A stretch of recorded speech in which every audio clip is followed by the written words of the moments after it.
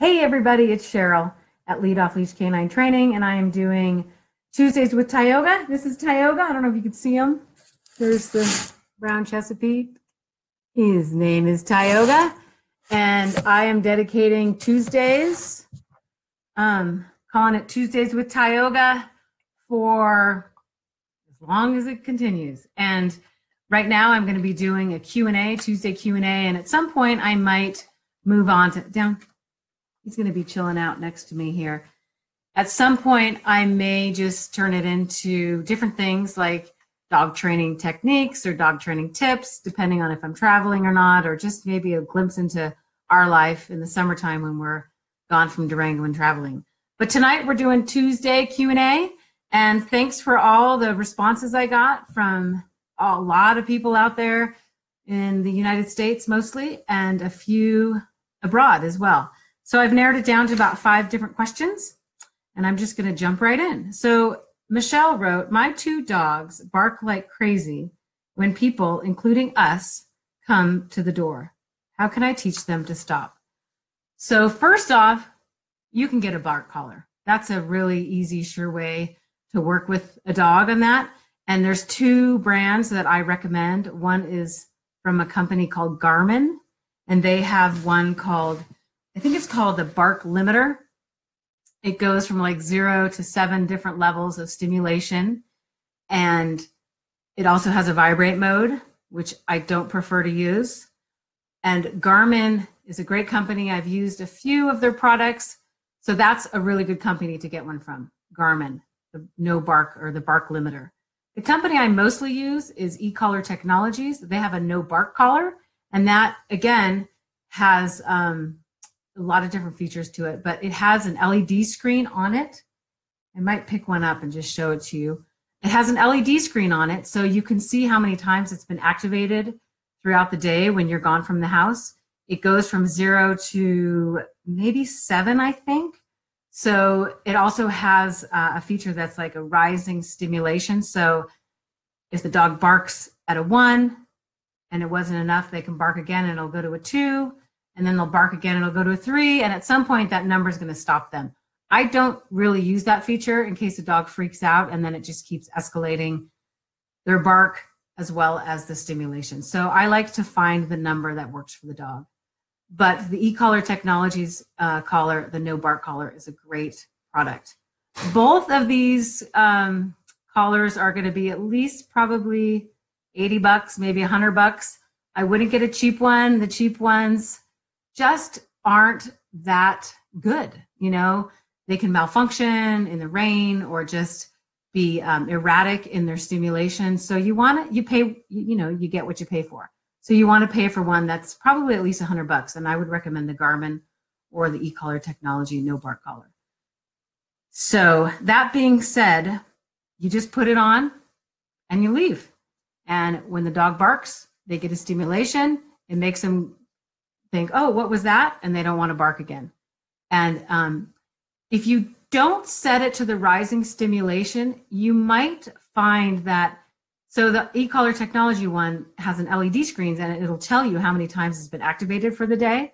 So you'll come home and be like, whoa, it was activated 22 times. Well, clearly that wasn't high enough. So you might want to test it on your dog first. So ways to test this is I do this a lot with training client dogs.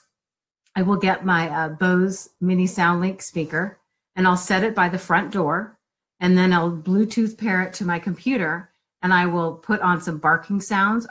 Not barking sounds, knocking door sounds or doorbell ringing sounds. And I will test the dog with these doorbell sounds and these knocking on the door and see how they bark. So you can do that and just see what happens and not have to go away for 5 or 6 hours. Just test them with it. So that's one trick I do. I also do that, and then I leave the house and I peer in through a window. So that's another way just to, I feel like I'm neighborhood watch peering into my window, and I'm kind of watching what they're doing. And I can do that with an e-collar, and that's not a bark collar. So that's one way to at least test them without having anybody coming to your house. Set up your Bluetooth speaker, put it by the door, pair it to your computer, get some doorbell sounds, some door knocking sounds, and see what happens. And in that LED screen and the e-collar technology, no bark collar, it will tell you how many times they've barked. So if you do put it on and leave for the day and it says 22 times, go to a higher number. And when you get home and you find that it's only been activated 2 or 3 times, I might go 1 more and leave it at that, because that's going to be the good number for them. Now, aside from bark collars, if you are at home and your dog is doing this, or if you come in and they're doing this, so this is something I do with my dog. He likes to run to the door. Hey, Allison, thanks for coming and chiming in. And yes, Allison, the escalating ones can make them, not every dog, but it can make some of the dogs more anxious. If I have a client dog that's in the crate, and I come in and it's on the, on the rising stimulation feature, and the dog is freaking out and barking more because the stimulation's getting more, it's like this,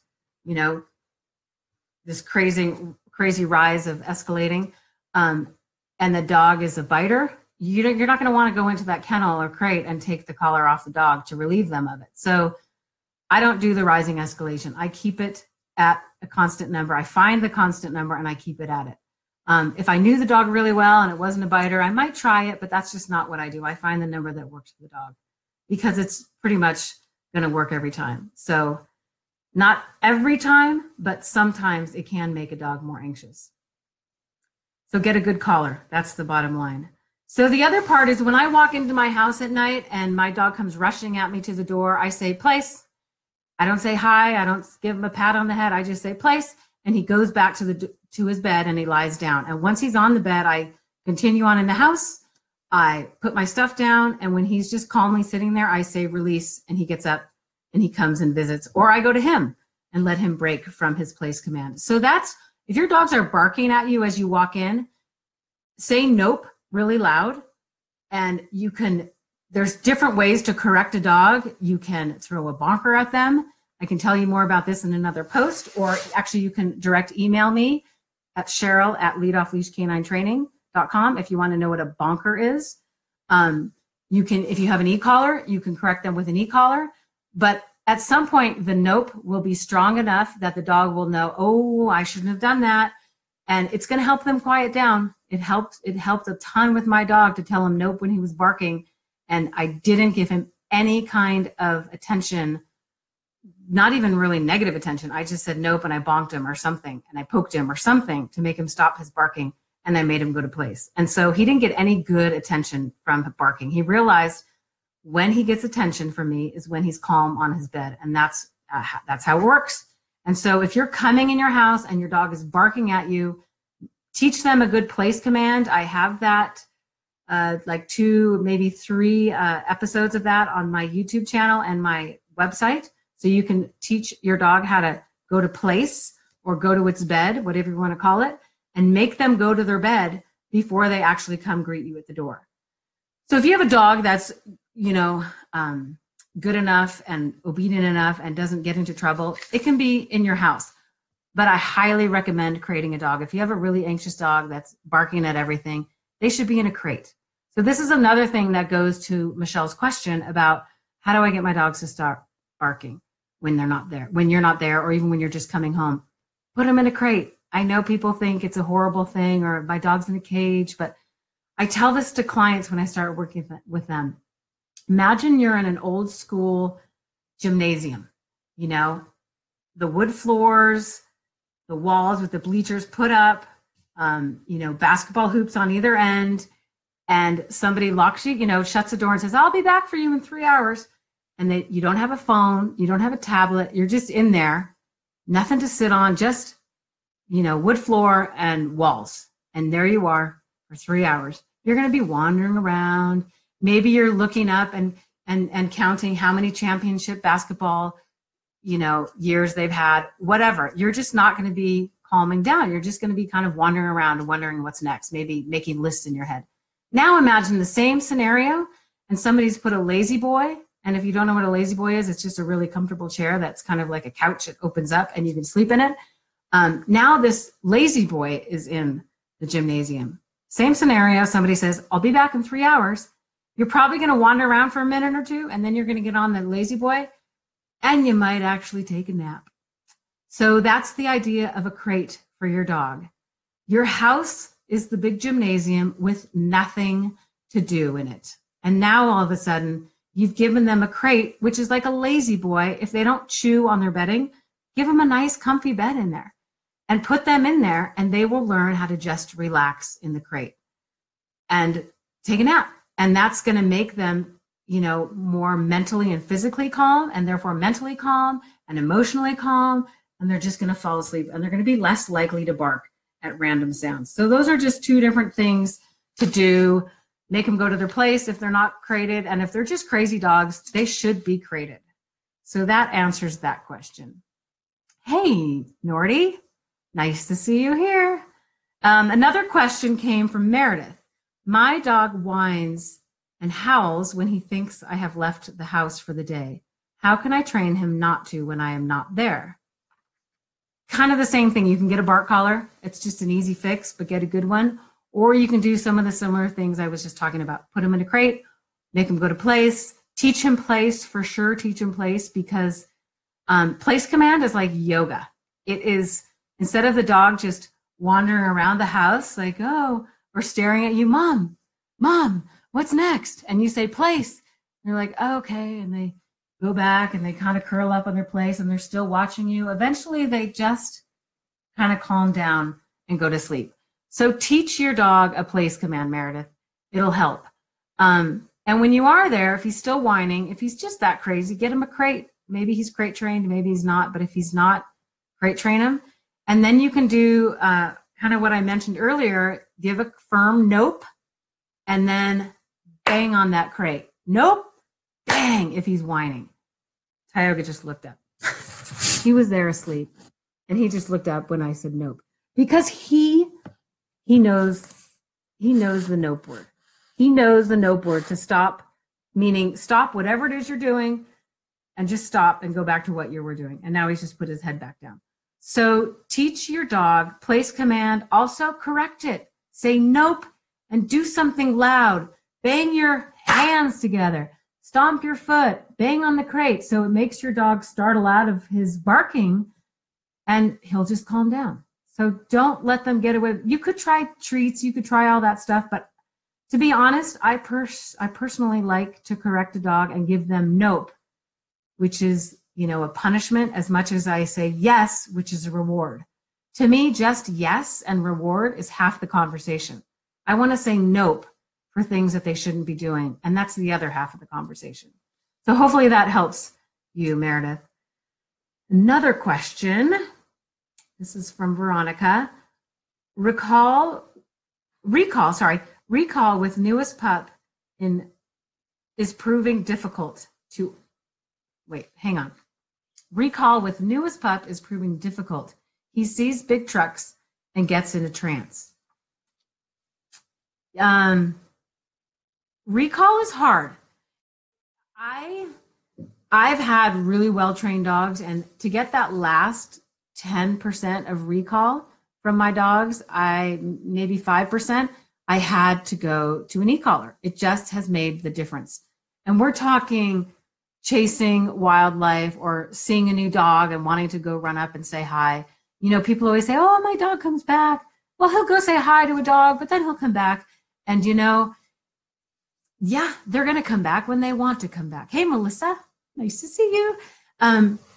They will come back when they're good and ready. But when you say, Fido, come, and they're still running towards the other dog, they're not really listening to you. They might get to the dog, take a sniff, and then turn around and you think, oh, look, they came, but it wasn't on your terms. So to get that last 10% of recall, I have gone to an e-collar. And if you want to have a pure off-leash, 100% reliable dog, you got to do an e-collar. I mean, I unless there's somebody out there that can show me a dog that's fixated on whatever it is that they love the most, recalling off of it, whether it's chasing a deer or going to visit a dog or barking at a car or chasing a car, whatever it is, I'd like to see that dog do like running towards something and then literally come, and it does a quick 180 back. somebody could show me that without an e-collar. I'm sure it exists. I'm not saying it doesn't. I'd love to see it.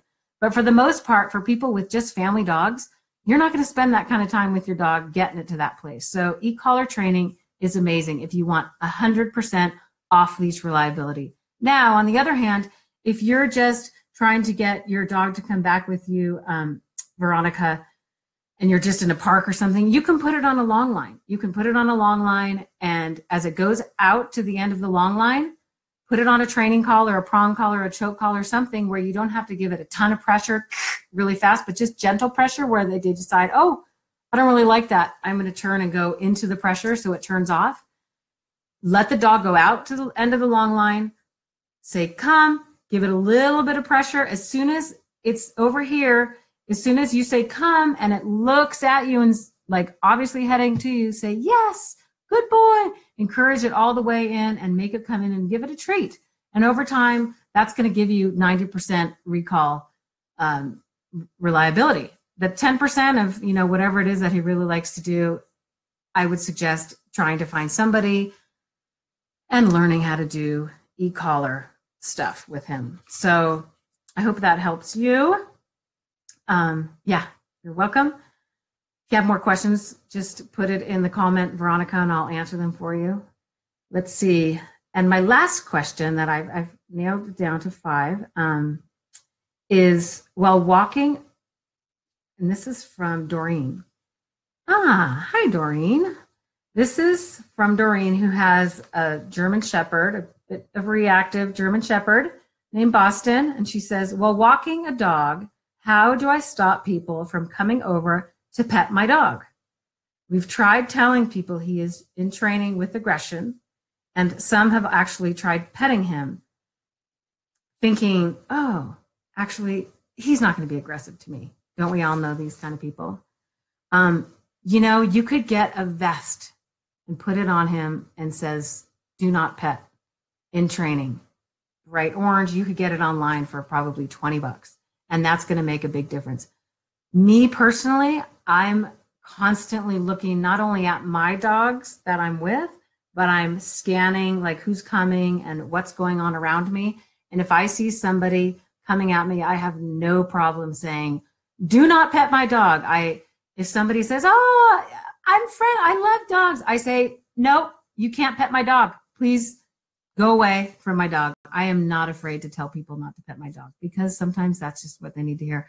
But if you don't want to be that sort of aggressive, because you have to be aggressive, get a vest that says, do not pet my dog in training or aggressive. It's amazing how people don't even want to listen to you when you say your dog's aggressive. Like they're putting you at risk. They're putting themselves at risk. The dog could be put down. I mean, it's terrible. So I would suggest getting a vest for your dog.